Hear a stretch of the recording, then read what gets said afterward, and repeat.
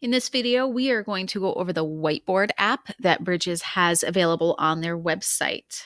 So I'm going to open that. The only option that you have for opening that, I'll go back to that page. You're going to notice all the other apps, or most of the other apps, have the option of the web-based app. They have one within the Apple Store, which we don't need to worry about because we're not using iPads. And then they have the Chrome Store, allowing students to just download that app right to their Chromebook. The Whiteboard app only gives you the option to be using this in the Chrome browser. So this is what we see when we open this up. It's pretty simple. It is just a white space for students to work on, and they have some options of what they can do. We have a screen which can hide information. As a teacher, I might use this if I have a problem on the board, or let's say maybe I have a couple problems on the board. So let's quickly draft up a couple simple problems. So thinking about like Bridges does those number strings, right, where you've got several problems that you are building on top of each other. So let's say, so we did 3 plus 7. Let's do like a number string would where we're going to build. Probably should put that in there.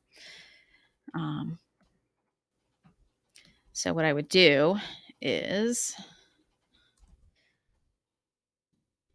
line these up for students, and then let's do one more.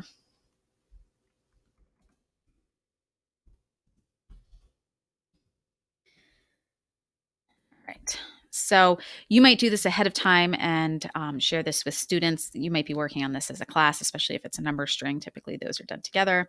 So I can do 3 screens. And now what I can do is, as I'm ready for students to solve them, I can click on the eye and I can reveal the first problem. So the students would see the first problem is 3 plus 7, and they would figure out what that equals. Students could have this on their own computer, and they could then be working out what 3 plus 7 is and how they know and things like that. Then as the teacher, you can reveal, or if students are working on this on their own independently, they could reveal the next problem and they could do the work. And then finally, you can reveal the third problem, and again, they can do the work. So that might be one of those times when that screen would be really useful. You have the math text tool where you can write equations like I did for my 3 problems up here. They give you lots of great things. So they give you the numbers, they give you many symbols. So I'm going to put this last problem in again. It was 3. You can use these keys here, or you can just type right on your you can type right on your computer. And actually, when I did my problems above, I used the text feature, not the equation feature. So you're going to notice that the equation feature gives me larger text, which is really nice. Equals, and then I'm going to put a box there, and I'm going to move this down so you can see it.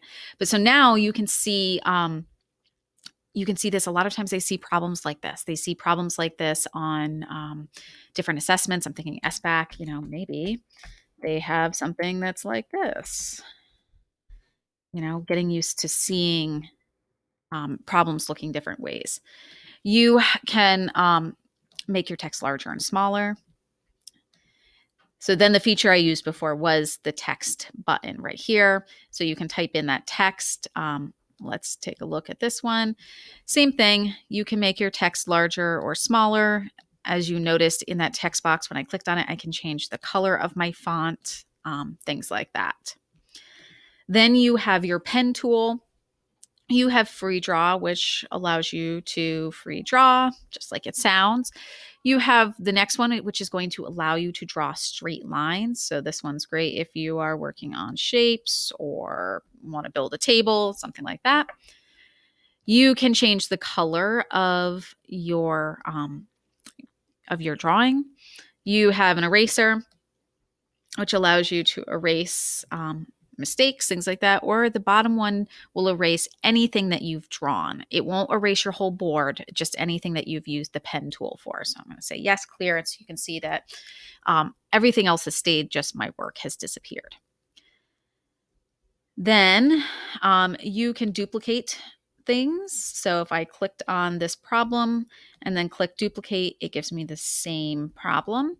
Notice when I have not clicked on anything, that duplicate feature is not an option, and neither is the trash can. So if I've decided I don't want that duplicated equation, I can click on it and I can click the trash can.